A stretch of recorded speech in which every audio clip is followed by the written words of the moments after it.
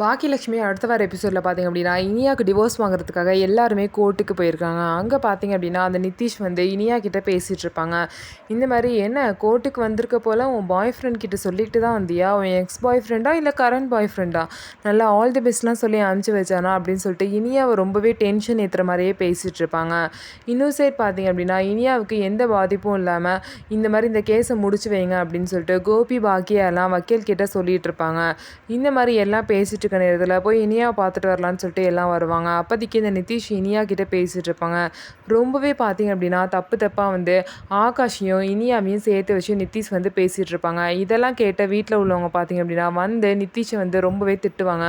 எதுக்கு தேவையில்லாமல் வந்து பேசிகிட்டு இருக்க, அதான் உனக்கும் இனியாவுக்கும் டிவோர்ஸ் ஆக போதில்ல, அப்புறம் என்ன உனக்கு பேச்சுங்க அப்படின்னு சொல்லிட்டு நிதிஷை வந்து திட்டுவாங்க. அவங்க ஃபேமிலி ஆட்கள் முன்னாடியே பார்த்தீங்க அப்படின்னா இனியாவையும் ஆகாஷையும் சேர்த்து வச்சு பேசுவாங்க. அதனால எல்லாமே ரொம்பவே கோவமாயிருவாங்க.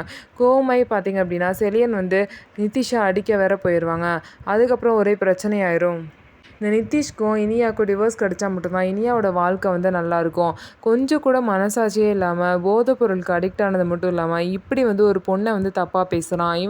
இவன் கூட இனியா கண்டிப்பாக வாழவே முடியாது. இதுக்கப்புறம் இனியாவோட வாழ்க்கை என்ன ஆகும், திரும்ப மேரேஜ் பண்ணிப்பாங்களா இல்லை அப்படியே இருக்க போகிறாங்களா அப்படிங்கிறத பொறுத்து இருந்து பார்க்கலாம். நம்ம வீடியோ உங்களுக்கு பிடிச்சிருந்தா நம்ம வீடியோவை லைக் பண்ணிக்கோங்க. அதுக்கப்புறம் மறக்காமல் நம்மளோட சேனலை சப்ஸ்கிரைப் பண்ணிவிட்டு பாருங்கள்.